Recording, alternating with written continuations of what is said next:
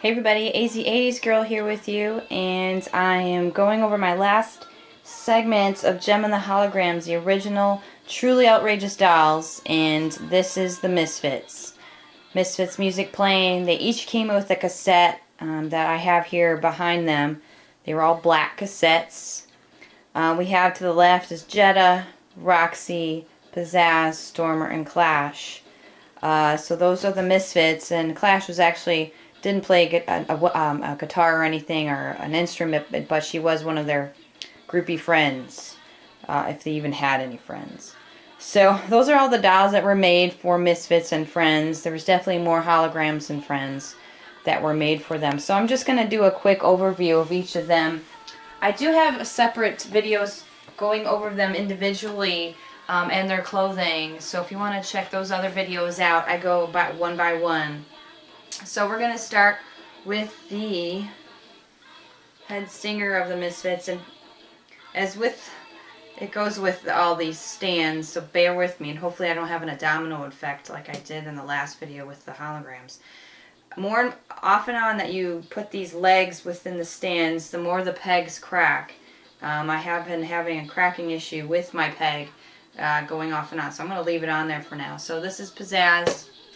And this is more of an original Pizazz, as I went over in different the other episodes. She has shorter hair on top, long straight hair.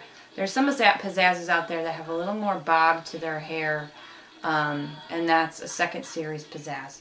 She does have underwear on underneath, so no worries there. Sock and belt, very hard to find those things. And the yellow stand. All the Misfits came with yellow stands, the black cassettes that say their name on them, and a poster. So they all got the Gem and the Hologram poster. I do have a Misfits shirt on, so you may see some of these out there as well. Next one is Roxy. First of all, this was Phyllis Gabor, that was her name. And she was Pizazz. This is Roxy, Roxanne Pellegrini. Roxy, and she was the guitar player. And then we had Stormer. These were the original three. Stormer was Mary Phillips, and her brother was on there a few times, Craig Phillips. So here's Stormer, played the guitar as well, probably the bass. And that is Stormer with the big blue hair and the yellow, orange flower. So the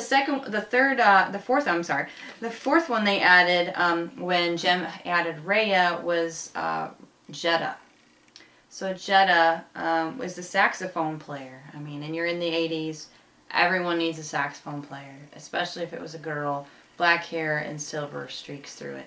So here's Jetta, saxophone player. She came with cassette as well.